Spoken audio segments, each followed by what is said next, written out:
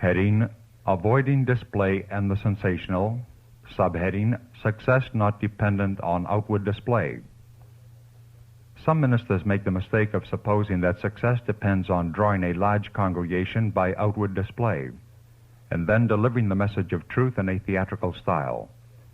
But this is using common fire instead of the sacred fire of God's kindling. The Lord is not glorified by this manner of working. Not by startling notices and expensive display is his work to be carried to completion, but by following Christ-like methods. Not by might, nor by power, but by my Spirit, saith the Lord of hosts. It is the naked truth which, like a sharp two-edged sword, cuts both ways, arousing to spiritual life those who are dead in trespasses and sins.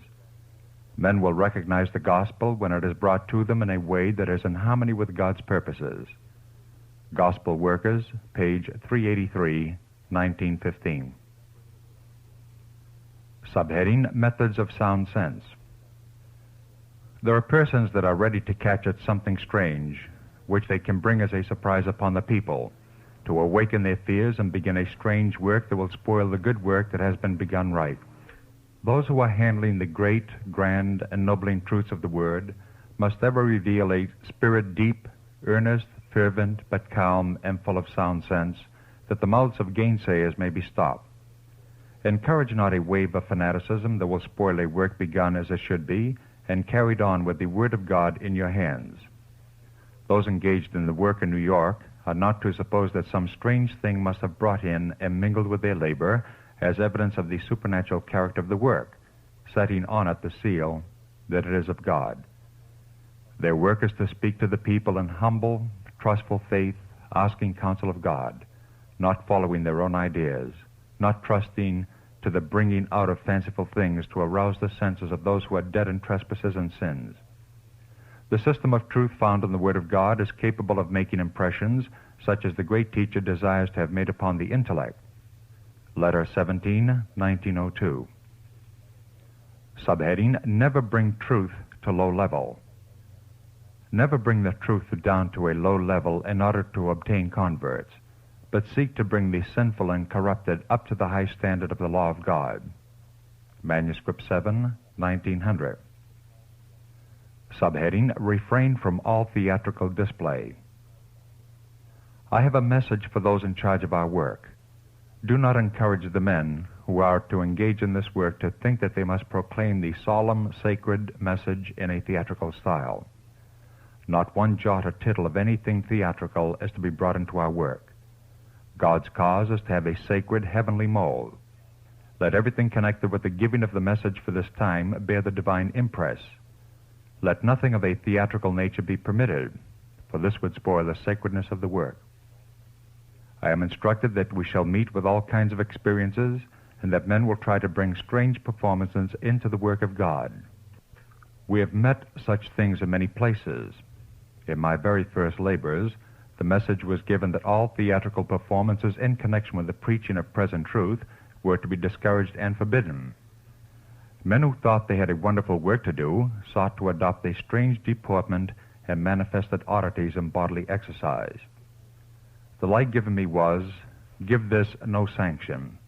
These performances, which savored of the theatrical, were to have no place in the proclamation of the solemn message entrusted to us. The enemy will watch closely and will take every advantage of circumstances to degrade the truth by the introduction of undignified demonstrations. None of these demonstrations are to be encouraged. The precious truth given us are to be spoken in all solemnity and with sacred awe. Manuscript 19, 1910. Subheading, Danger of Sensational Teachings. You may be sure that pure and undefiled religion is not a sensational religion. God has not laid upon anyone the burden of encouraging an appetite for encouraging speculative doctrines and theories. My brethren, keep these things out of your teaching. Australasian Union Conference Record, March 15, 1904. Subheading, Avoid Fanaticism. We are not to encourage a spirit of enthusiasm that brings zeal for a while, but soon fades away, leaving discouragement and depression. We need the bread of life that comes down from heaven to give life to the soul. Study the Word of God. Do not be controlled by feeling. All who labor in the vineyard of the Lord must learn that feeling is not faith. To be always in a state of elevation is not required. But it is required that we have firm faith in the Word of God as the flesh and blood of Christ.